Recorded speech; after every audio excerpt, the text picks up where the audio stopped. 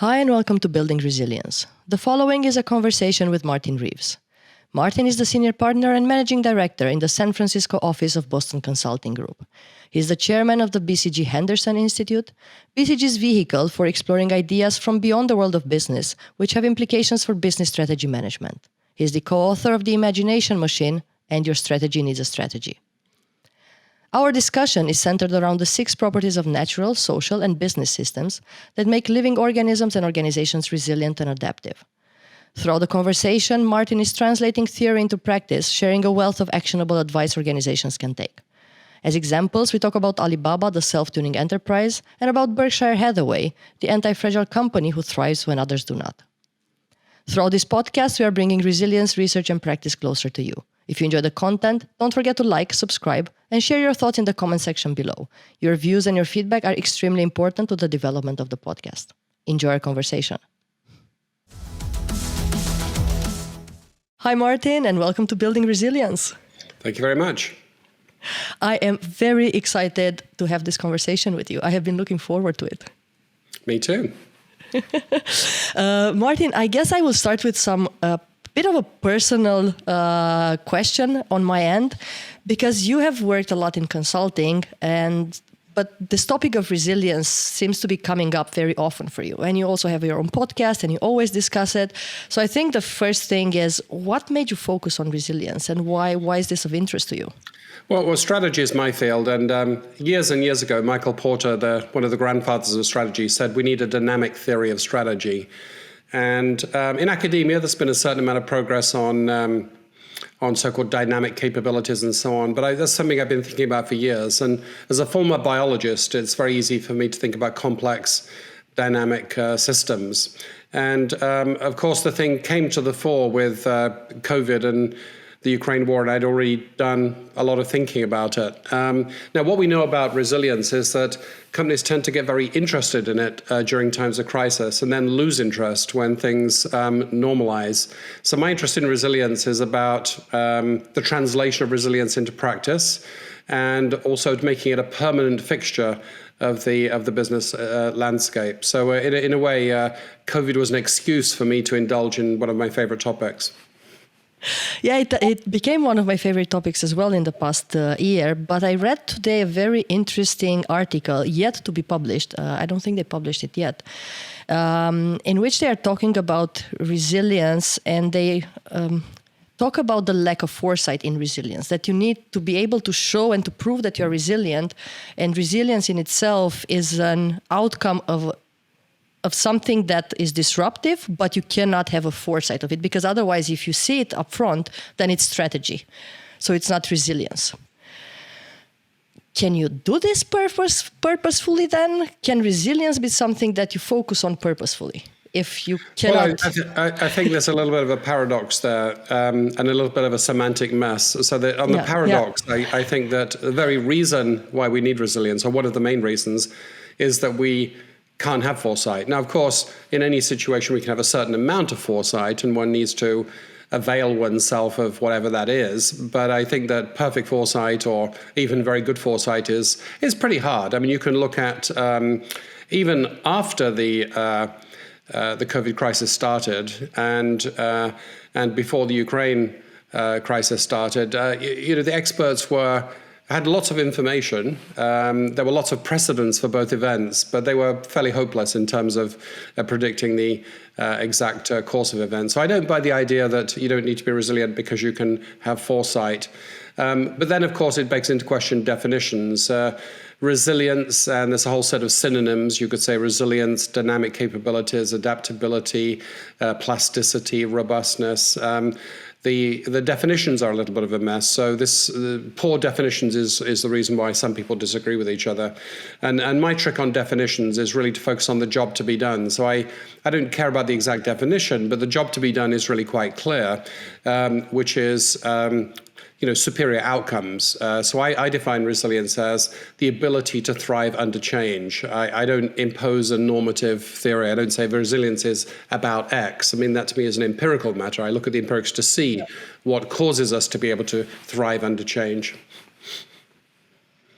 This is very interesting. So is a company resilient over time? Can we see that in certain companies? Or is a company, and we can only call a company resilient because they were able to face adversity and become better and get better on the other side?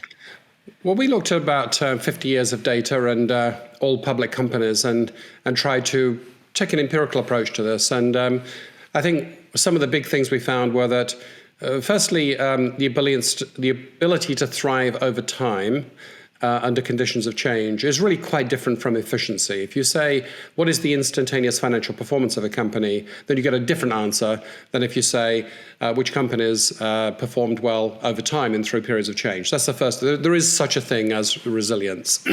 And then I think that risk management is a closely related topic. I mean, risk management tends to look at the specific risks in a given situation, manage the specific risks. And if you buy the risk management school of thought, then the idea would be that there's no such thing as a generally resilient company. It depends upon the specific crisis. Well, that's true to some extent, but we did find that about 15% of companies were generally resilient. They had procedures and practices and a mindset in place that enabled them to be resilient through a variety of different types of changes, be it financial crises or pandemics or other issues. The interesting part of the research was, what are those common characteristics? And maybe we can get into that a little bit. What keeps a company resilient over time? Well, I think we don't need to restrict ourselves to companies. And in fact, companies may be, I think companies are generally not resilient. Companies are managed for financial return maximization or total shareholder return maximization in general.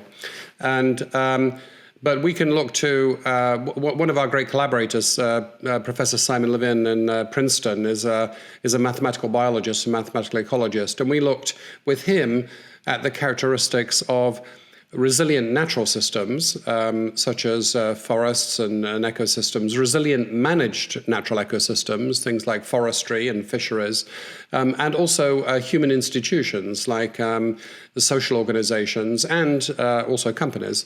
And what we found is that resilient organizations or resilient systems tend to have 6 properties, and I'll just go through the properties. But as you're listening to these properties, imagine how a very traditional CFO would react, because they all sound like different forms of inefficiency, in my view, which is part of the reason why it's hard to embrace these things. So the first one is heterogeneity. Do not have a uniform system. Embrace diversity. And then another one is redundancy. Actually, have spare resources. Do not tool up on capacity until you are 100% efficient, because that means you're 100% brittle. And another one is modularity. Actually have fire breaks within your system so that if a tree catches on fire, the entire forest doesn't burn down. And then another one is adaptability, which is keep everything in motion, constantly adapt to changing circumstances. And another one is prudence, which is if something is plausible, improbable, and has very significant outcomes, then prepare for it. Think it through and dial up a level of insurance. And the last one is really very important, which is what I call embeddedness. Embeddedness is that, and this is really critical. You or I may think that we're resilient individuals, or we work for resilient organizations.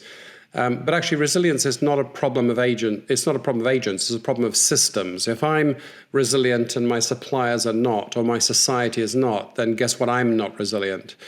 So embeddedness means always think about your alignment with and harmony, your dynamic harmony with the larger system that you're a part of, and that goes for individuals, teams, organizations. So those features just shone through the analysis as being almost like a philosophy, what I call a biological philosophy, the resilient systems, the resilient companies adopt. And they're in good company, because many resilient biological systems, like the human immune system, also have these characteristics. Do companies or any other systems need to have all of these 6 characteristics, features? Or no, the general pattern seems to be that the majority. I mean, there are some, like the human immune system, which are the whole point is to protect us from from intrusion, from infections, and so it has multiple lines of defense. It actually has not just every mechanism that I mentioned, but also it has multiple lines of defense within each of the 6 dimensions. But generally speaking, resilient companies will have the majority of these. They'll have 4 or 5 of these as opposed to all 6. And usually their trick, their stock in trade, is massive excellence on one of them. I'll give you a good example. I mean, there's very good case studies on factories burning down. A factory burning down is like COVID in business, right? It's like a massive resilience test of the entire system. And you can compare very similar factories. You can compare semiconductor factories that are burned down, auto component factories that are burned down. And generally speaking, if you have a factory that's a unique source of one component that you need to build a car and is burnt to the ground and you only have one supply, you'd expect this to be completely incapacitating for months, probably bankrupt the company. In the case of one of Toyota's suppliers, Aishin Seiki, and the thing that they made, which was T-valves, which are used in sort of braking systems, they had the production up and running again within a week, which seems incredible. And that's a very special type of redundancy, because what they didn't have was spare capacity to make T-valves. What they had was the ability to execute massive and complex collaboration with suppliers. So they actually worked with some of their other suppliers to repurpose their production to make T-valves. So it's a sort of functional redundancy. So if you like, they were carrying the cost of the capability of this flexibility, but not the full cost of the redundant capacity, and they executed it in times of crisis. So that'd be an example of a stock in trade, like a very unique capability that's hard to replicate. Do these 6 features all work in harmony and alignment, or can they at some point work against each other? They generally work in harmony. They're reasonably orthogonal. Excuse me. But there are some dependencies. For example, there's some interaction between diversity or heterogeneity and adaptation, because of course heterogeneity is the grist for evolution, for adaptation. To have many varieties of something enables you to select for the new variant of a capability or a process that happens to work under new circumstances. So there are some interactions and dependencies. But the biggest trade-off, or the most interesting relationship, is between all of these 6 properties and what we traditionally stress in business, which is efficiency. Now, if you're not on the production possibility frontier, if you're not as resilient that you could be at any level of efficiency, then obviously there are some free gains, there are some low-cost gains to be had. But generally speaking, you can think of these 6 properties as a sort of insurance that comes at a cost, the benefit of which is sustainability of performance over the long term, or performance during a crisis as opposed to stable times. But it does come at a cost. So that's a trade-off to be made. Now, that's a little inconvenient because that's hard, right? You can't fully calibrate that trade-off for a future that you don't know. So it involves judgment. But we can surely know that 2 things, which is we can know that 100% efficiency and zero insurance is a pretty bad long-term strategy. And we can know that ensuring everything to the highest level, ensuring against all possible outcomes, is probably economically infeasible. So some ways of thinking about that trade-off, for example, you can think about you can actually measure your resilient performance against competitors over time, and you can say, I want to be at least as resilient as competitors. You can make a judgment about whether you are likely to see more unstable times, more instability than stability in your particular industry or business, and dial up the level of insurance accordingly. You can look at the outcomes from the last crisis and say, well, we got the trade-off wrong, we want to adjust it. And in the most sophisticated case, you can actually in biology, some organisms actually modulate the rate of mutation. They actually change their degree of resilience according to the circumstances. So, for instance, some bacteria under very harsh conditions, they create spores in order to survive a very harsh period, and they don't do that in normal times. And you can do that too, actually. You can say, well, we may have got the trade-off good historically, but now times are changing. Now we're in the middle of the Ukraine crisis, so let us dial up that capability. And I'm not claiming that all companies do this. In fact, I think some companies have good intuitions around resilience. The majority think mainly about issues of efficiency, and only a handful really have it codified. And a good example of that actually is Warren Buffett. So when we looked at the resilience of companies, we found something that I hadn't previously known, which is all of the supernormal returns that Berkshire Hathaway gets are in times of crisis, are in times of turbulence, not in stable times. So this is almost not just a resilient company, almost an anti-fragile company, a company that specifically thrives when others are not thriving. And if you look at some of the things that Buffett has said about that, it appears to be quite a deliberate strategy. Be greedy when others are fearful, and fearful when others are greedy. It's a sort of psychological counter-cyclicality. It's actually stressing adaptivity, experimentation, investment at the very times when your competitors are likely to be distracted. Is there one of the features which is easier to understand and easier to develop than others? Because I think some of them are very hard and that they feel very costly, and the trade-off is not easily understood, especially for the companies that are very, very focused on efficiency. Well, I think it's all very easy to see right now, actually.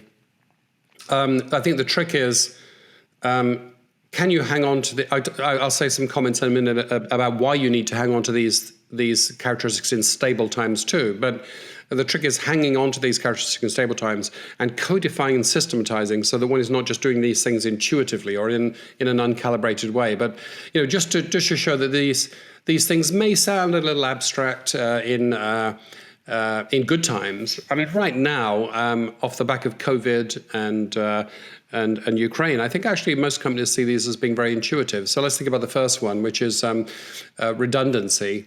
Anyone that had a very efficient sourcing route from China from one factory understands the pain that when that efficiency falls to pieces, when the supply chain proves to be brittle.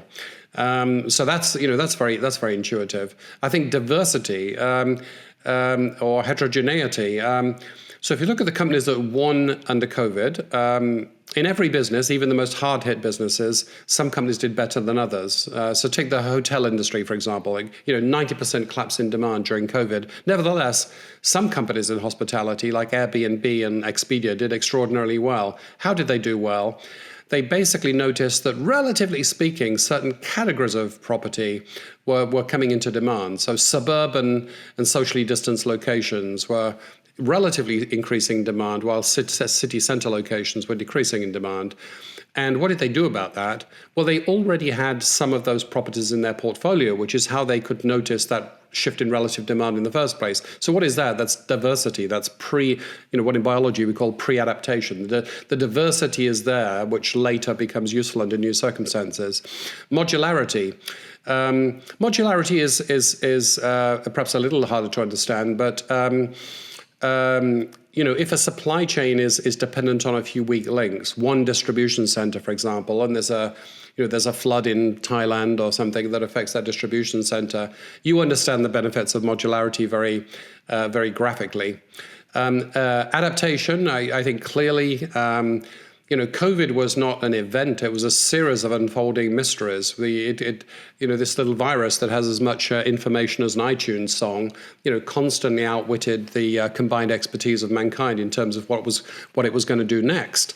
And so, actually, it involved not just a single. It wasn't just buffering shock; it was continually adapting to unexpected change, and I think companies understand that very vividly. And when they were done with the adapting to the collapse in demand, of course, then they had the inverse problem, which is demand came flooding back, and they had to readjust capacity again.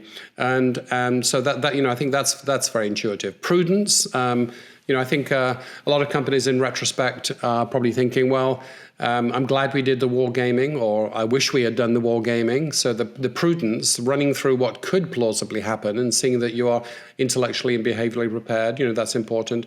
And then probably the hardest one to understand is embeddedness. But this idea that, resilient agents only have the operational property of resilience if their systems in which they are embedded are resilient. A system is as resilient as its weakest link. So, I think a lot of companies, if they look carefully, they will see that they were as resilient as their supply chains. If their supplies dried up, it didn't matter how flexible their factories were. If you didn't have the raw materials, then you couldn't really do anything about that. Now, in some senses, that's obvious, but there's something psychological that happens during a crisis, which is companies become very defensive and inward-looking. So it's easy not to notice what is going on in the broader system. So I think all of that actually is very easy to understand and very intuitive right now. I think the thing which one has to make a very strong case for is that actually you need to systematize those things so you're ready next time, so you don't have to make it up as you go along next time. Now, and here's my argument as to why that's important. So one of the myths of resilience is that it's mainly something that you think about during crises. What we found was that the companies that were resilient, that outperformed during crises or times of change, actually had a benefit that contributed as much as 1/3 to long-term performance, and which lasted for an entire economic cycle. How could that be? Well, it's tied to another observation we made, which is that while a crisis might force you to reduce costs or reduce the use of capital in order to buffer the shock, most of the long-term gains of resilient companies, in fact, almost all of the long-term gains come from differential growth. So what's going on there? What's going on, it turns out, is that crises are not cyclical events. Crises actually change the pattern of demand. They change the world. They change social relationships. And so this long-term benefit actually consists of reallocating capital to new sources of demand and growth. And of course, that's a very durable benefit. But it's not a benefit that you're going to get if you only focus on resilience as crisis management or resilience as cost or working capital management. When you are talking about becoming defensive and looking inward, my first thought was he's talking about individuals. When you're talking about learning and growth, I also thought about individuals because those are the agents that actually are able to learn and grow, right? And translate that into processes and policies and all of the other things, all of the structure of the organization. What's the mix? How do individuals affect the resilience of the organization and the other way around? Well, everything that I've said about resilience, with I think probably one exception, is applicable at the level of cells, organisms, individuals, teams, companies, societies, even planets, and ecosystems. So there is a common property there of the ability to thrive under change. So I think one relationship is an obvious one, which is that resilient individuals contribute to organizational resilience. In other words, and by the way, we have the same confusion of definitions in the psychological literature around what do we mean by resilience, but setting that aside for a moment, I mean, individuals that can thrive under change because they can adapt, they can absorb stress without becoming dysfunctional, etc. Clearly, there's some correlation there between that and resilient organizations. But the relationship is not straightforward because the organization is an engineered environment. The internal environment of an organization is a relatively stable environment amidst a sea of change, the external environment. And currently it's very fashionable to talk about psychological safety and so on, and of course there's some merit in that. But we know that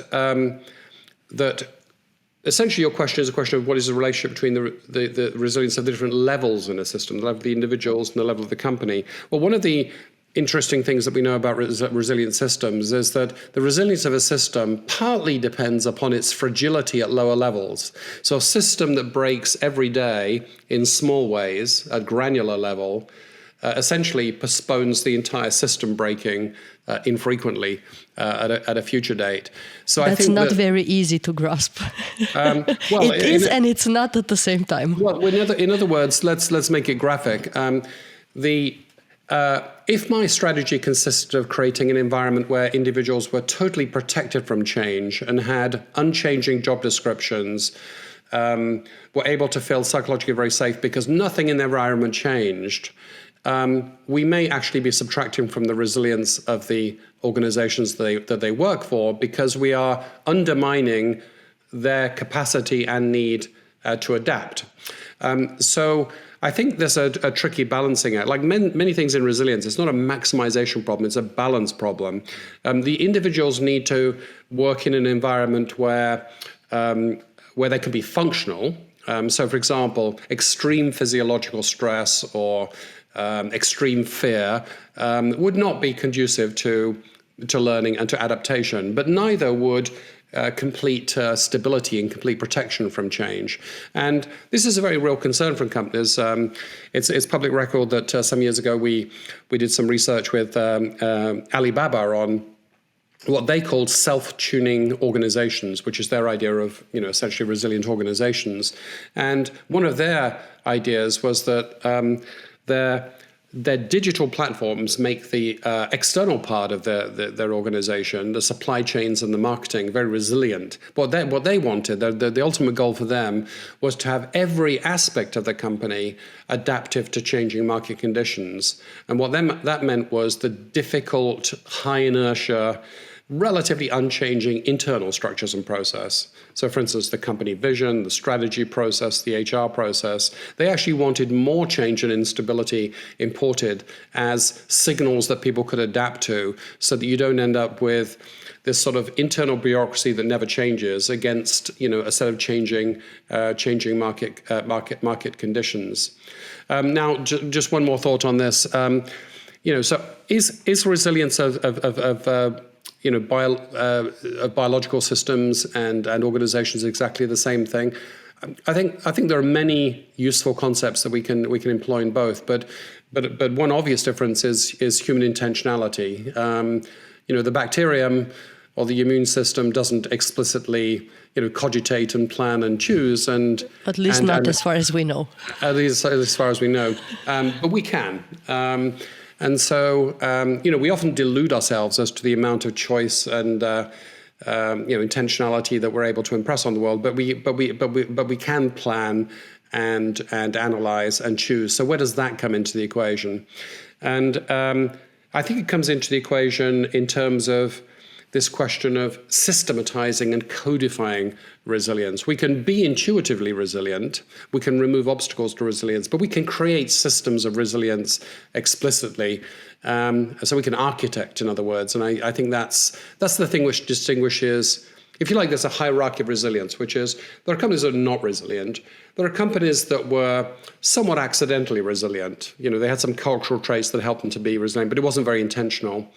There are companies that measure and manage resilience, so there's a high degree of intentionality. But then there are other companies that are intentionally and systematically resilient because they've engineered resilient systems and they measure things which were designed to be fit for that purpose.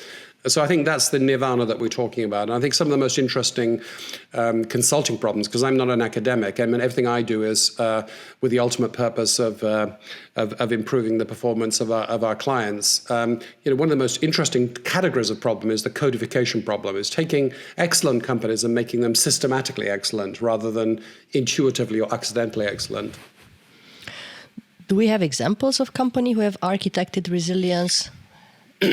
Yes. So I think I'll talk about AliBaba again just because I know that inside out and because it's public domain. Ming Zheng, one of the founders of AliBaba, he was their chief strategy officer, and he's also an academic. So we wrote an article together in the Harvard Business Review called the Self-Tuning Enterprise, and it was essentially about trying to codify AliBaba's intuitions as to how to have all aspects of a company, including the internal systems, adaptive to exchanging circumstances. Now, they'd already cracked something that many companies still struggle with, which is the algorithms which learn about the preferences of the consumers and learn how to learn better about the preferences of the consumers are extremely adaptive. But they were concerned with things like the vision. Typically, we think about a vision or a purpose as being something which is unchanging. Well, is that really the right concept? Shouldn't everything, including the vision of the company, be evolvable according to market circumstances? And their answer would be yes, and they did. And for instance, HR and ERP systems, they realized that a lot of their internal IT was predicated on stable processes, not on change. So they actually shopped around for an ERP system that was predicated on change, and they found that there wasn't one. You couldn't buy one. There was not a commercially available ERP system that was predicated on change. So they built their own web-based HR and ERP system, and it permitted things like dynamic reallocation of responsibilities, multiple bosses, transient projects. These all became trivial rather than massively complex because, unlike the major ERP systems, the system was not predicated on change.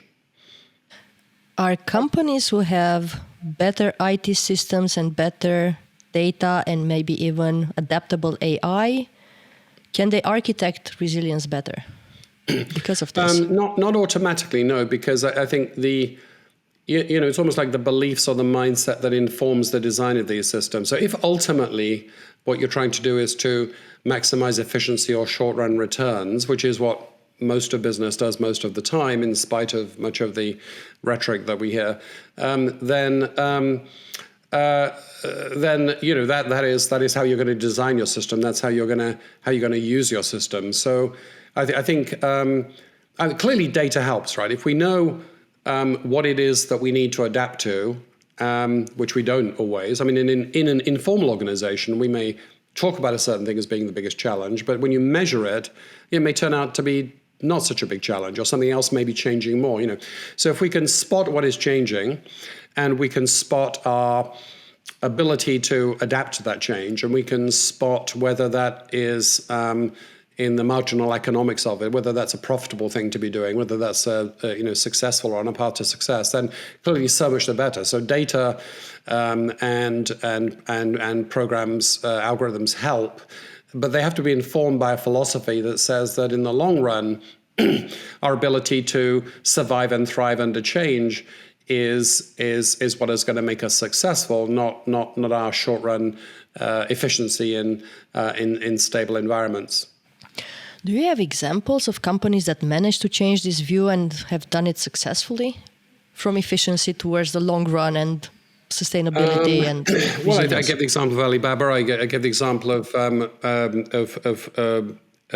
Berkshire Hathaway. How did they do it?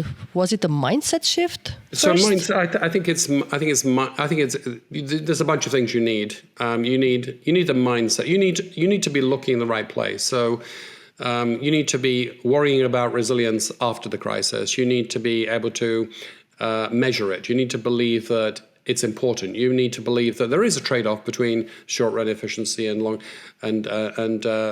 long-term flourishing. So that's a mindset, and that goes along with other mindsets, like the mindset of adaptation, the mindset that things like diversity and modularity maybe and redundancy may be inefficient in the short run, but nevertheless are extremely valuable in the long run. So mindset is very important, but metrics is important too, and having the systems to measure, to quantify, to know how that trade-off is playing out and whether you need to dial out and dial it down, all important. Now, in a sense, we've been talking about an ideal of all of the things that you need to do to be resilient. I think there are very few companies that are doing all of this because it's tremendously hard, and it is not the classical business canon. This is not the substance of the average MBA course here. It's, I mean, a certain amount of progress has been made in theory, but we have a huge translation gap in terms of this becoming, how managers mainly manage. So many of the examples I could give are partial examples. So let me give you another example, which is not a perfect example, but it's a very good partial example. So it's Airbnb that I mentioned briefly. Airbnb during the COVID crisis, 90% collapse in demand for hospitality. So far, no benefit to being a resilient company, but they have a diverse portfolio of properties. They don't just have a smallish number of large hotels in very specific types of location. They have a very diverse portfolio. And furthermore, they have a data-driven platform which gives them proprietary access to signals about what is in demand, what is not in demand. So that is two advantages already, right? That's the advantage of pre-adaptation, which is they had the properties that turned out to be increasing demand, and they were able to spot it first because they had those signals digitized. Then the next benefit was intrinsic in their business model is the idea that they don't own the assets. They are essentially renting out other people's assets, and they are orchestrating other people's assets. And that gives them tremendous flexibility. And of course, that flexibility is very important because if you owned, whatever it is, 10,000 rooms, and you noticed you had an insight, which is it's a different type of room that's in demand, the obstacle of your ownership, the inflexibility and inertia of your ownership, what I call asset risk, what we call an asset becomes a source of inertia under dynamic conditions. You wouldn't be able to do much about it. So there is the flexibility. So they go out and they start recruiting properties and shifting their portfolio towards these new socially distanced locations. They believe that it was not going to be just a temporary effect. And turned out they were right. And so actually the rankings in that industry changed. It wasn't just an issue of surviving the shock. It wasn't just an issue of doing well during the crisis. It actually changed the competitive rankings in that industry. And that's another myth of resilience. We often associate the word resilience with the word supply chain resilience. We imagine it's something which is mainly operational in nature. Well, supply chain resilience is a thing, but the bigger thing is that resilience can lead to a change in competitive ranking. It can lead to long-term competitive advantage. Why? Because it's valuable and it's hard. Those are the two requirements for something to be a competitive advantage. I don't know a company that didn't see a shift in demand during COVID, that didn't see a new pattern of demand, that didn't see the need to adapt to that demand, that didn't regret certain inflexible aspects of their supply chain, that didn't wish that they had done more scenario planning and war gaming, that didn't worry about the resilience of their suppliers. I mean, I think all of that is extremely vivid and vivid and significant in terms of its impact on financials and competitive. Probably there are some companies out there that didn't notice that while they were congratulating themselves on demand coming back to 98% of previous levels, some of their competitors were 123%. There were competitive effects too. So all of that is very vivid. So I think the challenge here is not one of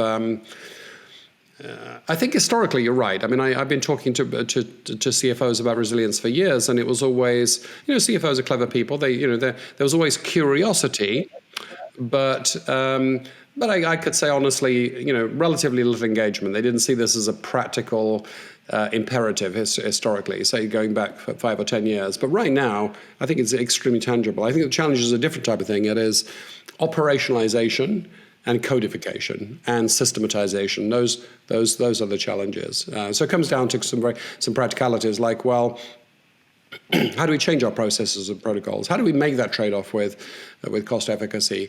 What do we measure so that we know that whether we're not just efficient or not, but whether we are, whether actually we are resilient? How should we define it? Given the limited degree of control we have over the companies in our supply chain that we don't own, how do we exert influence to make sure that our supply chain is resilient? And all of this is occurring at the same time, of course, as the ecosystem revolution and the digital revolution, and probably followed in short order by the climate upheaval. So, I call this exciting times. Other people might call it a headache, but for a strategist, this is an exciting time. I see that. Is there an assessment, a way which takes CEOs, leaders away from mere intuition, are we resilient or not, but to something Yes. that they can grasp, like an assessment or something that they can take and say, this is the area where... So I think because of the dominance of financial metrics, conventional financial metrics, we may delude ourselves that it's impossible to measure these more sophisticated dynamic properties like resilience. Not entirely true. So there's a couple of things we can do to measure our resilience. At a very intuitive level, we can just measure our performance across time versus our competitors' performance across time. So if somebody was, industries have eras, right? You could have the pre-internet era and the post-era, or the pre-2008 and post-financial crisis. If you look at companies that were number one going into that and number one coming out of it, or number 10 going in and number one coming out, versus the ones that are number one going in and number 5 coming out, this is already a measure of resilience, right? You have not thrived under change if your competitive ranking decreased with every major change. So this is easy to see, and this is not hard to analyze. If you want it to be a little more sophisticated, you can measure the area between two curves. So if you look at your dominant performance metric, let's say total shareholder return, or share price, which is a close surrogate. Imagine coming into a crisis, there is a period of instability, there's a dip, there's a recovery, and there's a new level to which things recover. So that's 4 parameters, right? When did it start? When did you act? How much of the drawdown did you buffer? Is your business down 90% or 80%? What is the slope of the recovery? Did you recover 20% a week, or what was the recovery slope? And then the eventual level, which is, did you come out of the crisis competitively in better shape than you went in? So you can take the best company in the industry, or a top quartile company or industry, versus yourself, versus the bottom quartile, and with respect to total period performance on that metric, and you can measure the area between the two curves.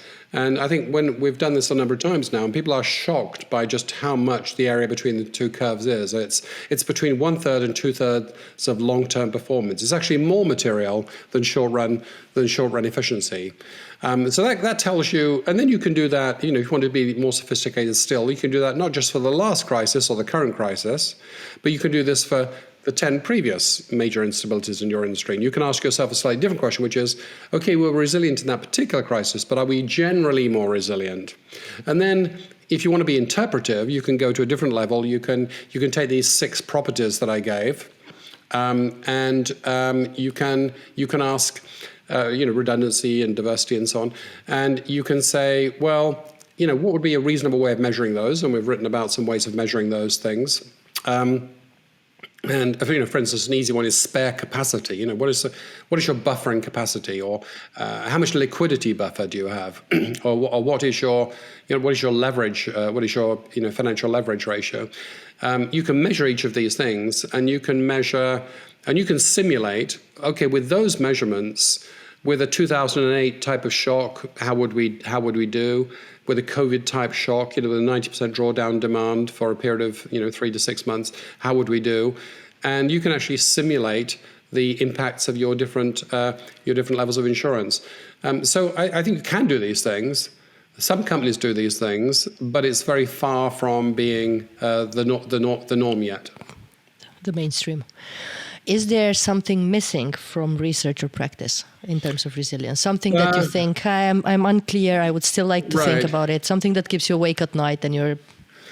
Well, I think, I think we're just scratching the surface of a very important topic. I think, I always like to see strategy or management science as an applied science. We're not playing to the gallery. We're not trying to impress other researchers. We're actually trying to make practice better.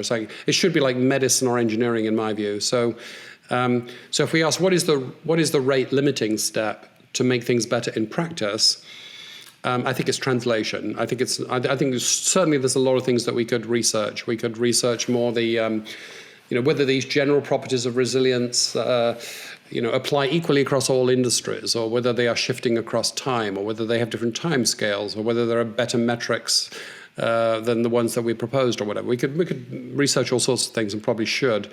But if we want to make a difference in practice, I think codification, translation, systematization is absolutely the bottleneck, and I think that generally requires it requires champions. I think. I mean, it requires companies and thought leaders to go out there and tell the story and tell the case study and make the case, and then that leads to self-fueling interest in the financial community. So if I paint a beautiful picture of the story of the unfolding of resilience, imagine that our children.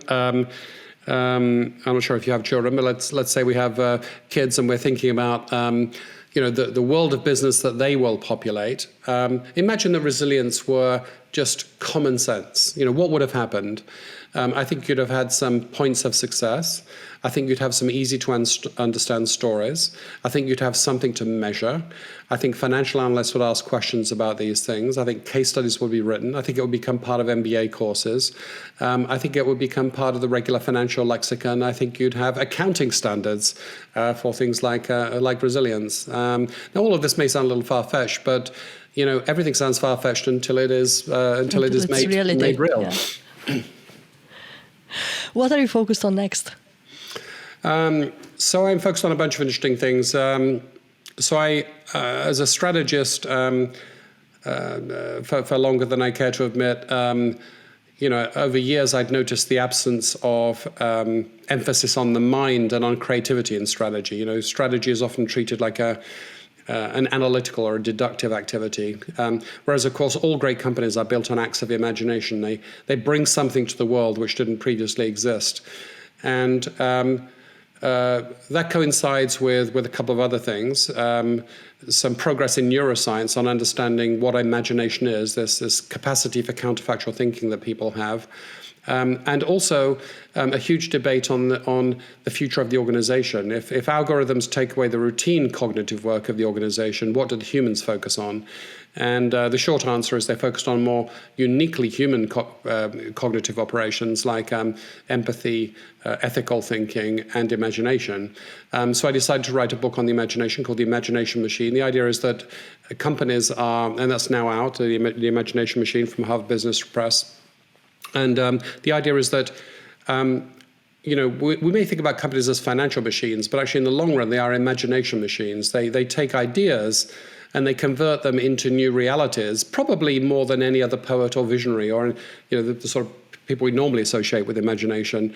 And so the question becomes, again, it's a question of codification. How can companies be more systematically imaginative? And how can they overcome the paradox that the enemy of future success is often past success, the success trap. It's the complacency and the fixed mindsets that come with past success that pollute the possibility of reimagination of future success. That's one topic, imagination.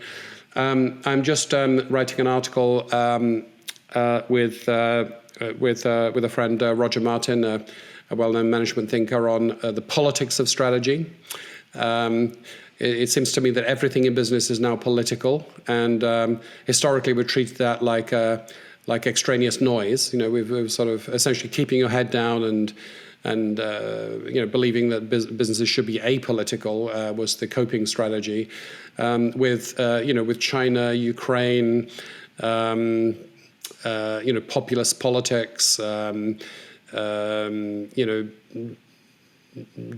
gender politics, identity politics, and all of that. I mean, it's impossible for business to stay out of politics now. So how do you incorporate politics into strategy? How do you actually, when I first started in consulting, that was where it started. You had to look at the social and political environment. Somehow during the era of globalization and the Washington Consensus, we forgot about all of these contextual factors, but now they're back with a vengeance. So I'm thinking about that. And then I'm thinking about something a little exotic, which is what you might call aesthetic leadership. It's the idea that, I think the basic model for leadership is scientific management. We make things predictable and tractable by almost distilling the human quirkiness out of the equation. The quirky political, unpredictable agency of humans. But for certain problems, like collective action problems like climate change, the quirky humanity is the point. And there's a grand tradition in philosophy of the pursuit of beauty, the pursuit of infinite goals, and the pursuit of the true, the just, and the good. And it's almost the opposite of scientific management. It focuses on the human journey, the human aspiration. And so this sounds a little far-fetched, but that's I'm with a philosopher. I'm working on the idea about whether we can operationalize an alternative to the fractures in the scientific management paradigm. So I think the thin line between them is bringing humanity back into business. Yes, and imagination politics is human as well. Absolutely, and, all of this is. Perhaps it's a product of my age. I don't know. But I genuinely believe that businesses come through a period of being, almost deliberately inhuman, but now, for a variety of reasons, to do with the millennial generation's values, to do with the fact that we don't. Companies and our workplaces now our main form of socialization, so we distill our aspirations into the workplace. To do with the politicization of business, our common challenges like species depletion and climate change. The fashionability and the pursuit of purpose. I think in a variety of ways, humanism is coming back into business. The question is how. Yeah, I'm looking forward to that time. Yeah, I think it's exciting times, definitely. Martin, thank you so much for the conversation today. It has been a pleasure for me. Thank you, Julia. It's been a great conversation.